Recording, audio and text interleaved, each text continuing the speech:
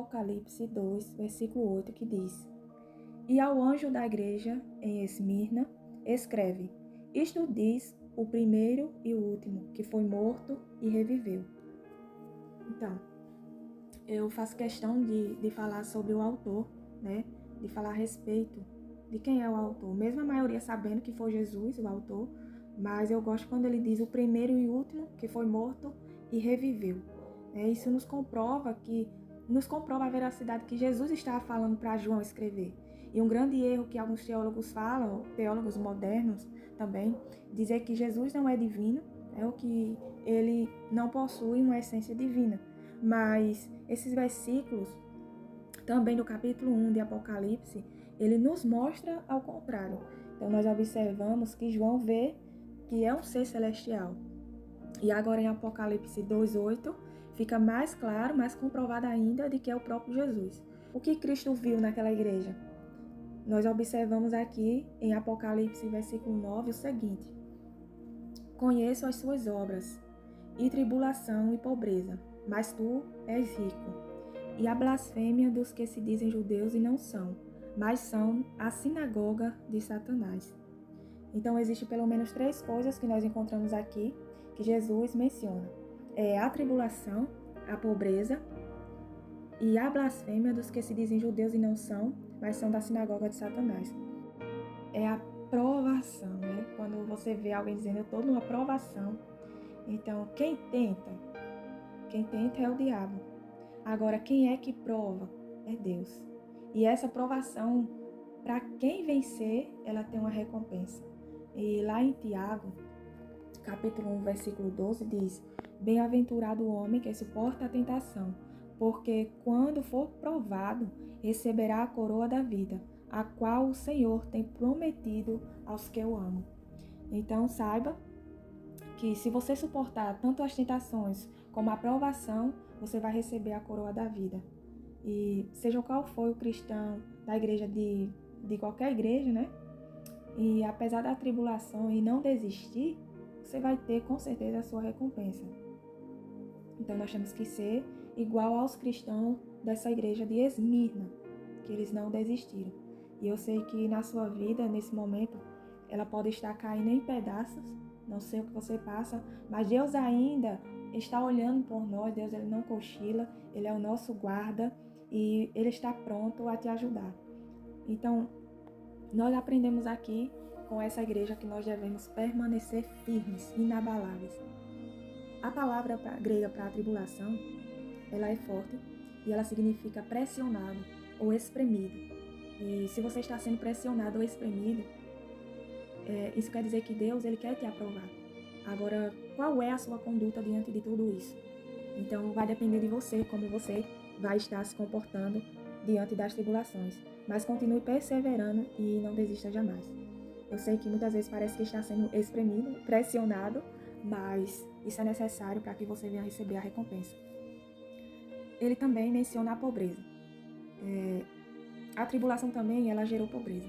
Aquela igreja passou por uma tribulação, os bens deles foram confiscados e isso gerou pobreza. Quando você olhava aquela igreja de fora, via pessoas necessitadas financeiramente, mas por dentro elas tinham de sobra para dar aos outros. Elas tinham amor, elas tinham afeto, elas tinham ali uma devoção. Então isso é maravilhoso. Apesar da condição deles, visivelmente, o interior estava em fartura de Deus. E quando nós lemos isso, jamais Cristo está fazendo uma referência dizendo que para sermos espirituais devemos ser pobres. Não. A pobreza e a espiritualidade não tem nada a ver uma coisa com a outra. Mas, na verdade, o que a palavra de Deus está mostrando é o interior daquela igreja. E apesar do exterior não estar bem, mas interiormente, cada um, e principalmente quando se reunia, que eles eram igreja, eles estavam ricos, eles estavam cheios de Deus, eles estavam bem. E se você servir a esse Deus, cada vez mais você vai ficar rico espiritualmente. Então olhe para Deus perfeito que você serve. E com certeza Ele tem cuidado de tudo na sua vida, Ele tem cuidado da sua família, Ele tem cuidado de todas as áreas da sua vida. Em Mateus, capítulo 6, versículo 33, diz: Mas buscai primeiro o reino de Deus e a sua justiça, e todas estas coisas vos serão acrescentadas. Amém? Vamos falar agora da blasfêmia.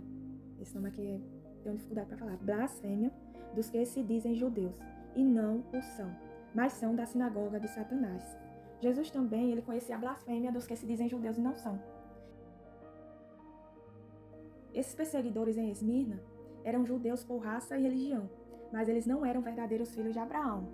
Então, assim, os judeus, eles odiavam de uma maneira especial os convertidos do judaísmo ao cristianismo. E nesse momento, qual foi a exortação da parte de Jesus? Jesus, ele não deu nenhuma repreensão, mas, na verdade, Jesus, ele deu ânimo. E a exortação de Apocalipse 2:10, que diz: nada temas das coisas que hás de padecer, eis que o diabo lançará alguns de vós na prisão, para que sejais tentados, e tereis uma tribulação de 10 dias. Ser fiel até a morte, e dar-te-ei a coroa da vida. E eles eram fiel. Então, provavelmente, essa parte aqui, onde fala ser fiel até a morte, Jesus ali está falando sobre os martírios que viria, né? E eles foram as sementes para que outros nascessem, outros cristãos também viessem nascer ali na fé. E eles receberiam a coroa da vida. Então, isso vinha acontecendo. Pensaram que ia acabar com a fé, ia acabar com o cristão, mas foi o contrário. Então, essa coroa da vida, ela tem a ver com a eternidade. Ela mostra que a principal recompensa não vinha daqui da terra, mas ela estava ali no futuro, estava na eternidade. Então, o que cada um de nós também venha ser desse jeito, venha ter o privilégio de desfrutar dessa eternidade, de deixar os prazeres aqui da terra e estar atento às promessas de Deus que Ele fez para nós e Ele vai cumprir. Nós podemos encontrar aqui o convite nas palavras de Jesus, onde ele diz: quem tem ouvidos, ouça o que o Espírito diz às igrejas. E nós temos também a recompensa. O que vencer não receberá o dano da segunda morte. No versículo 11. Eu não sei se você olhou, mas o principal ânimo que Jesus dá a essa igreja é a realidade da eternidade, de paz que eles iriam ter. E mesmo se esses fiéis dessa igreja de Esmirna, ele tivesse de sofrer a morte física, como eles sofreram por causa de Cristo, eles nunca seriam feridos pela segunda morte. Morte espiritual. Ele está falando sobre a morte eterna, que é você perder a sua salvação. A pior coisa é você perder a sua salvação.